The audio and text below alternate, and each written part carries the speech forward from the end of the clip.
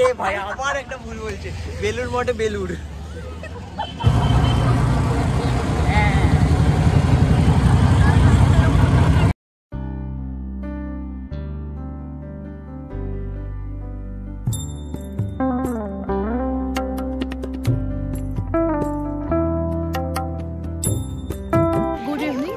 নতুন ব্লগে আপনাদের সবাইকে স্বাগত। তো আজকে আমরা চলে এসেছি বেলুর মঠে। তো আমার সাথে আজকে অনেকদিন পর চলে এসেছে দেবরূপা। হ্যালো। আর সাথে আছে দেবরূপার ভাই অভিদীপ্ত। হ্যালো। আর ওইদিকে আমাদের মায়েরা আছে, দেবরূপার মা, আমার মা। তো অনেকদিন পর আবার একসাথে বেরিয়েছি, খুবই এক্সাইটেড লাগছে। তো চলুন দেখে নেওয়া যাক যে বেলুর মঠের টাইমিং কি আছে, ভোগের টাইমিং কি আছে।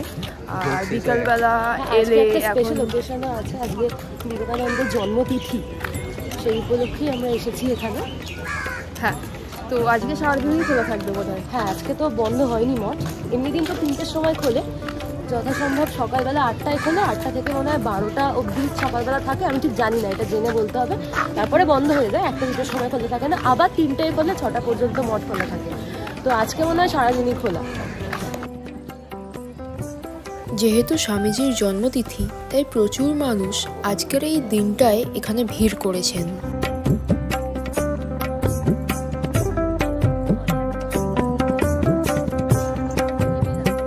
এখন ভেতরে ঢুকবো, যেহেতু ভেতরে ফটোগ্রাফি অ্যালাউড নেই। তো এখন মন্দিরের ভিতরে যাব। এটা মন্দির মানে যেখানে শ্রীরামকৃষ্ণদেব আছেন, তো সেখানে যাব। জায়গাটা ভীষণ পিসফুল লাগে, খুব মন থেকে শান্ত লাগে জায়গাটায় গেলে। ওখানে যাবো, তো ভিতরে ফটোগ্রাফি অ্যালাউ নেই, তো আমরা এখন যাচ্ছি। বাইরে থেকেই যেটুকু সম্ভব হয় দেখাতে পারবো, ভেতরটা সম্ভব নয় দেখানো।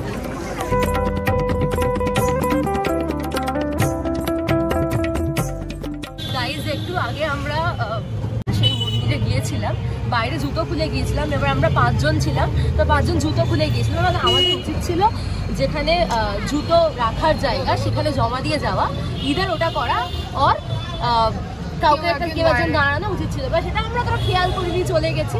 বাইরে বেরিয়ে এসে দেখি ওর মায়ের, মানে আন্টির জুতোটা নেই। তো এখন আন্টি আর আমার মা বেলুর মঠের ভিতরেই কোথাও একটা বসে আছে, বা জুতো ছাড়া তো কোথাও মুভ করা সম্ভব নয়। এবার আমি, ভাই আর কেউ যাচ্ছি, মানে আমরা 3 জন যাচ্ছি জুতো কিনতে আন্টির জন্য। তো আপনারা গেলে অবশ্যই আপনাদের জুতো সাবধানে রাখবেন। যেখানে জুতো রাখার জায়গা আছে সেখানেই রাখবেন, অন্য কোথাও রাখবেন না। কারণ জুতো চুরি হওয়ার সম্ভাবনা খুব 100% হতে পারে, চুরি হতেই পারে। কে নিতে পারে জুতোটা ভাই? এরকম মানে কারা আসে এখানে এভাবে জুতো চুরি করতে? তোর কি মনে হয়? আছে লোকজন, যাদের মানসিকতা ওরকম। তো বেলুর মার্কেটে গেলাম জুতো কিনতে, ওখানে প্রত্যেকটা দোকান বন্ধ ছিল, সেই জন্য এখন চলে এলাম রঙ্গলি মলে। তো এর আগে তুই এসেছিস কি? এর আগে এতবার বেলুর মঠ এসেছি, ক্লাস করেছি, এখান দিয়ে গেছি, রোজ দেখাতাম রঙ্গলি মল, কোনোদিন যাওয়া হয়নি। আজকে এসেছি জুতো চুরির জন্য, জুতো কিনতে রঙ্গলি মলে। মানে এগুলো আমাদের সাথেই হয় এরকম এক্সপিরিয়েন্স আগে হয়নি। চলো যাই এখন রঙ্গলি মলে। তো মোটামুটি একটা কাজ চালাবার মতো জুতো কিনে ফিরছি আমরা।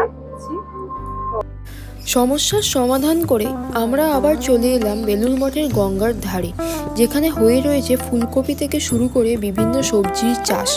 যারা এখানে থাকেন তারা এই সবজি রান্না করে প্রতিদিন খান। এই সবজি কিন্তু প্রতিদিন ঠাকুরের ভোগেও ব্যবহার করা হয়।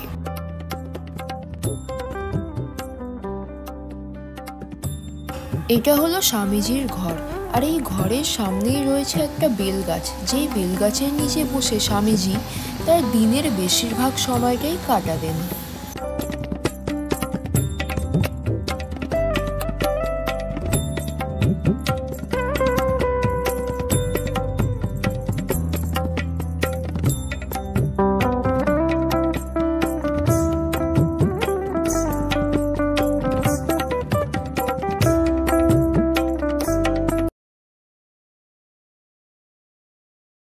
যেহেতু স্বামীজি মানে স্বামী বিবেকানন্দের জন্মতিথি, তো তার জন্য আজকে এখানে যে প্রধান মহারাজ তার দেখা পাওয়া গেল, তো ওনাকে প্রণাম করেই এলাম আমরা। এখন তো সন্ধ্যেবেলায় যে আরতিটা হয়, সন্ধ্যারতি, তার জন্য এখন প্রস্তুতি নিচ্ছে। ঠিক 6টার সময় আরতি হবে, তো আমরা আরতি দেখেই তারপর বাড়ি ফিরবো। এই তো দেখুন বসে আছে, স্ক্রিনে এখানে দেখাচ্ছে। ভিতর থেকে দেখা যাবে না, এটা ক্যামেরা অ্যালাউড নেই বলে আমি স্ক্রিন থেকেই দেখাচ্ছি আপনাদের।